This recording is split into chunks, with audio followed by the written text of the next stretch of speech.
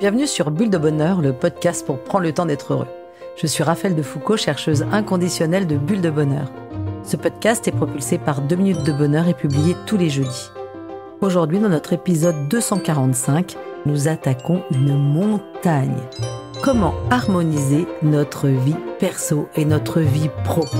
Alors venez découvrir plein d'outils concrets, des idées inspirantes pour trouver votre propre équilibre et cultiver un bien-être durable.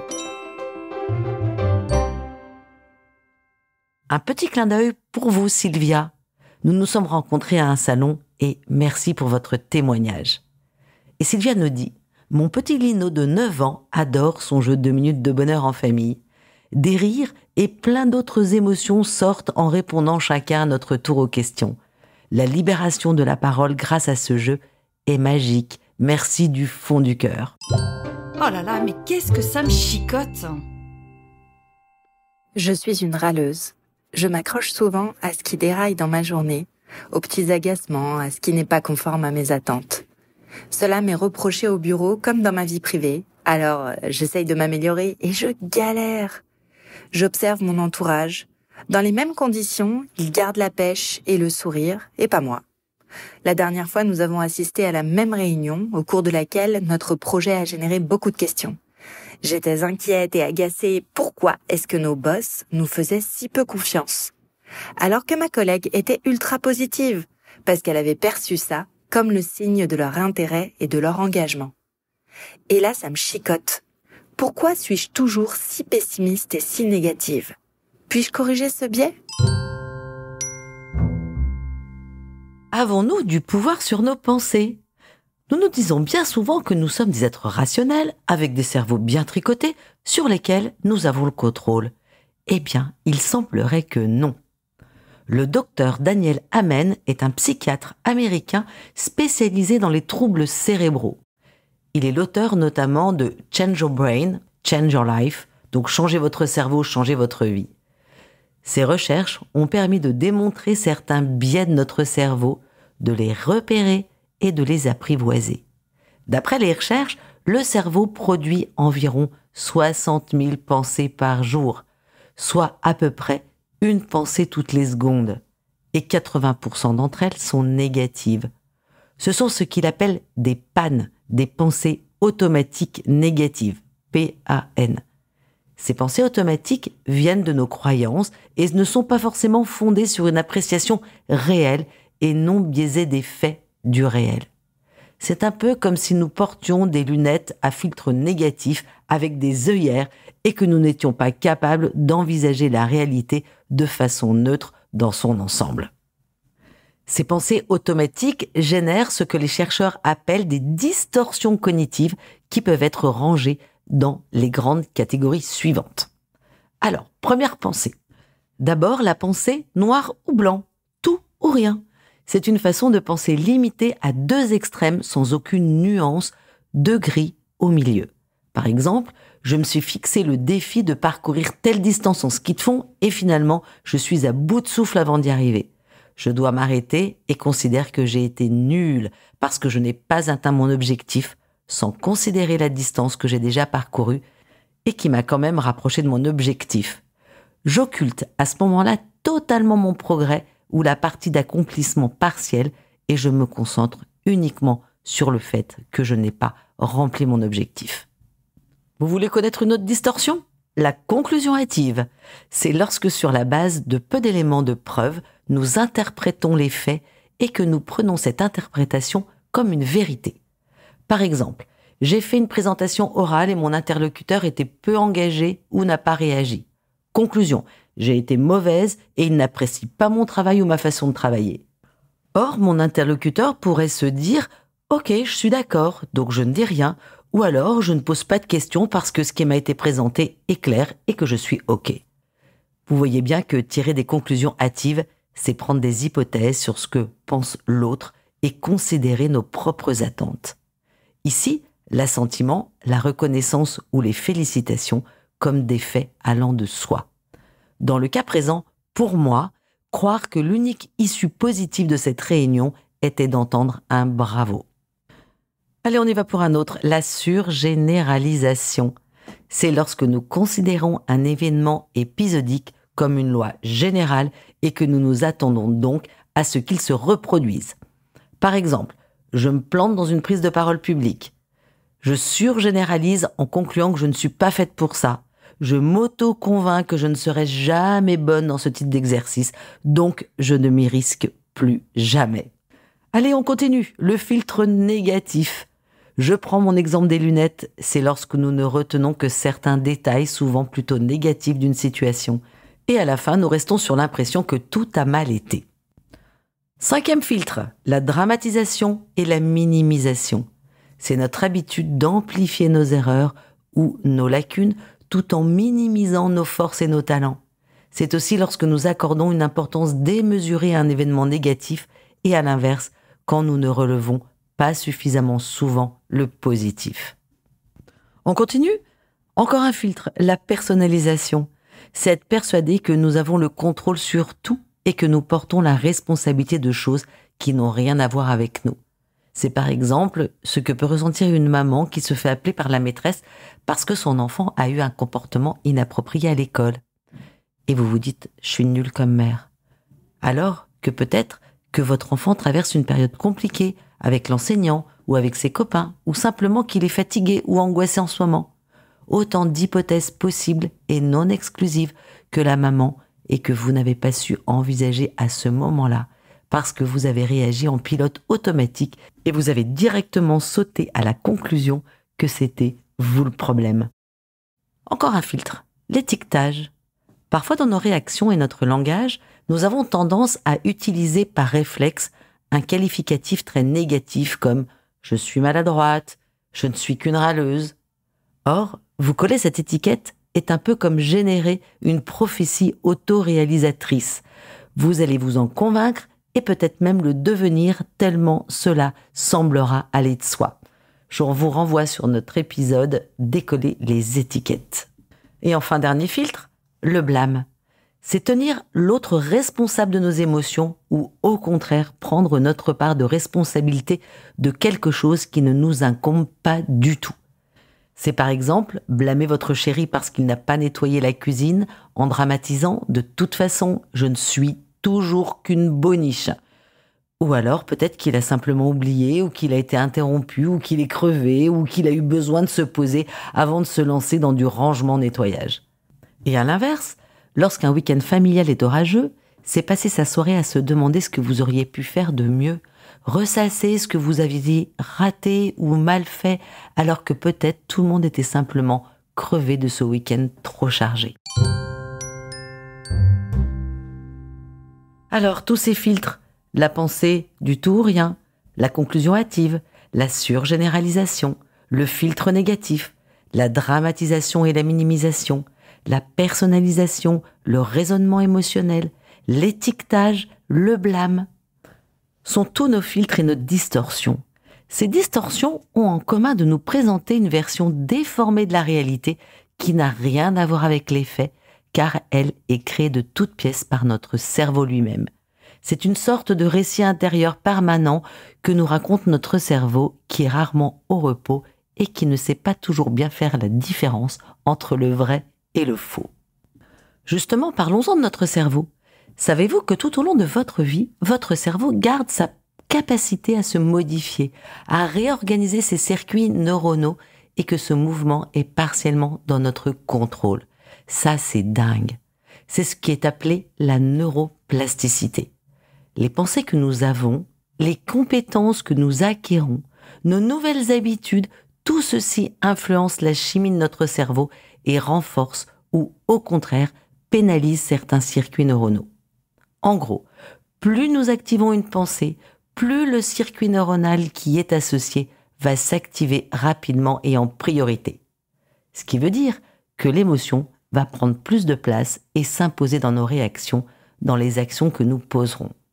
C'est notamment ce qui nous permet d'apprendre quelque chose de nouveau à n'importe quel âge, comme un instrument de musique par exemple. La neuroplasticité est un atout extraordinaire.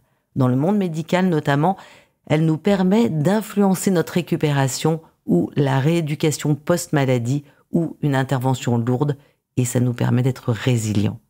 Si ce sujet vous intéresse, je vous recommande notre podcast 65, Je deviens résilient. Dans le cas qui nous occupe aujourd'hui, qu'est-ce que ça veut dire ? En fait, lorsque nous sommes envahis d'émotions ou de pensées négatives, la chimie de notre cerveau imprime notre pessimisme. Nous renforçons inconsciemment des schémas de pensée qui nous font voir les choses de façon négative. Et c'est un cercle vicieux.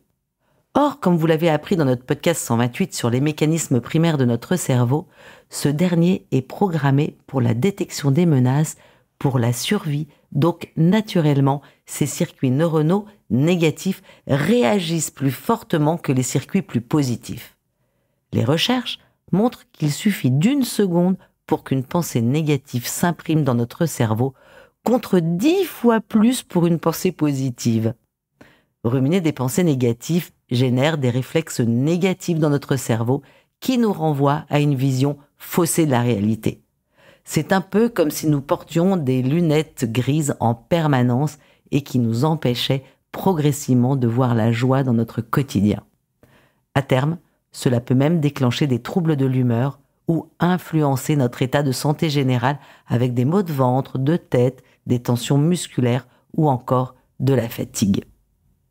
En résumé, je rappellerai cette phrase que j'aime bien, c'est que les pensées négatives s'accrochent à nous comme du velcro, alors que les pensées positives glissent comme sur du téflon. À nous d'inverser la vapeur. Parce qu'effectivement, si ça fonctionne dans un sens, alors ça peut aussi fonctionner dans l'autre sens. Lorsque nous ressentons des émotions positives, nous combattons ce mécanisme naturel du cerveau. Nous éduquons notre cerveau à l'optimisme, au positif.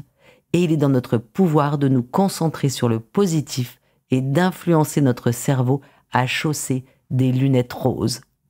Dans une journée pourrie, j'ai toujours la possibilité de sortir la tête de mon téléphone et de ces multiples notifications qui m'inquiètent pour remarquer quelque chose de beau ou quelqu'un qui me sourit. Je peux choisir de grignoter quelque chose qui me plaît pendant ma pause déj ou prendre 3 minutes pour boire mon café les yeux fermés et me laisser envahir par sa chaleur. Ce n'est pas grand-chose et peut-être même que ça vous semble un peu ridicule et pourtant ce sont autant de petits gestes bénéfiques pour votre bien-être à long terme et votre santé. En effet, comme je vous en ai parlé dans l'épisode 35, je pratique la pensée positive, les bienfaits physiques sont multiples. Baisse du stress et des tensions musculaires associées, meilleure digestion et meilleur sommeil. Les émotions positives qui vous viendront plus automatiquement de votre cerveau vous permettront aussi de faire preuve d'ouverture et de créativité face à des problèmes complexes. C'est aussi un bon moyen pour nourrir vos relations et améliorer votre estime de vous-même. Allez, je change de regard. Alors, comment faire pour briser le cycle des pensées automatiques ? Je vous propose d'aller explorer un outil qui s'appelle la désintrication cognitive. Alors, ce sont plusieurs étapes qui vont permettre de briser le cycle des pensées négatives automatiques pour laisser de l'espace aux pensées plus positives, ce qui va vous permettre d'avancer. Voici les étapes. Première étape, observez et acceptez vos pensées. Tout d'abord, concentrez-vous sur le moment présent et observez-vous. Vous pouvez vous référer à notre épisode 25, je découvre le moment présent. La pleine conscience est un outil efficace pour apprendre à accueillir et reconnaître les émotions qui vous traversent sans les laisser vous envahir. Être là, présent, où vous êtes, permet de couper l'herbe sous le pied à l'inquiétude quant à l'avenir et donc de bloquer des réflexes négatifs. Ensuite, l'observation de soi est importante. C'est votre capacité à vous observer de façon neutre, comme vous le feriez pour un événement qui vous est extérieur. Par exemple, je peux m'arrêter et me dire « Ok, là, en ce moment, je me fais du souci. » Ou alors, je me sens vraiment coupable. Nommer les choses aide aussi à les mettre à distance. Puis vient la phase d'acceptation. C'est votre capacité à accueillir et à accepter vos émotions. Je vous recommande d'écouter l'épisode 140 « Je suis émotionnellement intelligent » ou celui que j'ai fait avec Angélique Gimnez, le 245 sur « Les émotions sont nos alliés ».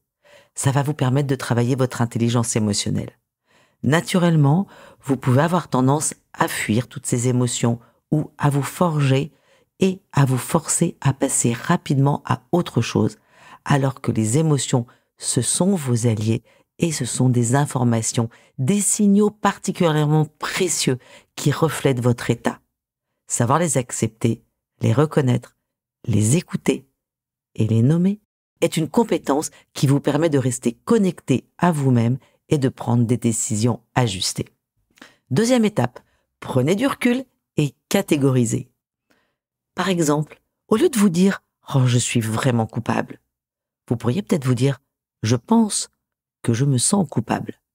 Et, dans le premier cas, vous assénez une vérité « Je suis coupable », un fait, tandis que dans la deuxième solution, « Je pense que je suis coupable », vous introduisez la possibilité que ceci soit le produit de votre cerveau et non la réalité. C'est une façon de prendre de la distance par rapport à une pensée négative automatique qui surgit. Troisième étape, informez consciemment votre cerveau que vous avez reçu son message et que vous ne vous sentez pas vraiment dans une situation qui nécessite de déclencher une réponse à une menace. Cela peut sembler un peu idiot, cependant c'est une méthode qui a prouvé son efficacité pour freiner les réflexes de votre cerveau et l'aider à faire la différence entre la réalité et la fiction qu'il se raconte. Et la quatrième étape, visualisez vos pensées comme quelque chose en mouvement ou quelque chose d'évanescent comme de la fumée ou comme une bulle. Le pouvoir de la visualisation est très fort. C'est un outil très souvent utilisé en thérapie. Plus nous apprenons à laisser aller nos pensées, plus notre cerveau prend le réflexe de se détourner des pensées négatives. Au fil du temps, ces schémas automatiques seront progressivement abandonnés. Alors en résumé, la désintrication cognitive vous aide à identifier le déclencheur extérieur ou intérieur qui génère automatiquement un cycle de pensées négatives et de créer un espace salutaire ou salutogène, comme une bulle entre le déclencheur et vos pensées ou vos actions. C'est dans cette bulle que réside votre pouvoir et votre capacité à reprendre la télécommande de votre bien-être. Et hop, je me lance. En bref, si je résume, les pensées automatiques, 1. Envahissent notre cerveau de pensées négatives, 2. Peuvent être éduquées grâce à la neuroplasticité, et 3. Peuvent se remplacer par une vision positive de la réalité. À vous de jouer, chers auditeurs. Cette semaine, lorsque vous sentirez une montée de pensées négatives, prenez une grande respiration. Visualisez votre pensée et demandez-vous si elle est vraiment ajustée aux circonstances. Sinon, nommez-la et laissez-la s'évanouir comme une bulle de savon.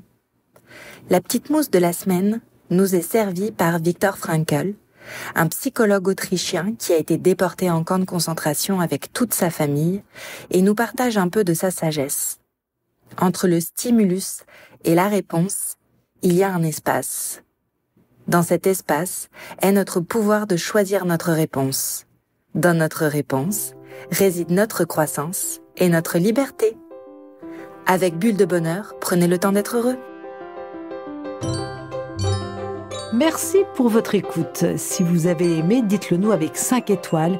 Laissez vos commentaires et envoyez des bulles de bonheur à vos amis et partagez ce podcast. Inscrivez-vous à la newsletter en allant sur notre site 2 minutes de bonheur pour être notifié des prochains épisodes. C'est aussi très facile de nous trouver sur les réseaux sociaux, Facebook et Instagram. Il suffit de chercher 2 minutes de bonheur. Bulle de bonheur est propulsé par 2 minutes de bonheur, des outils pour créer du lien et prendre le temps d'être heureux.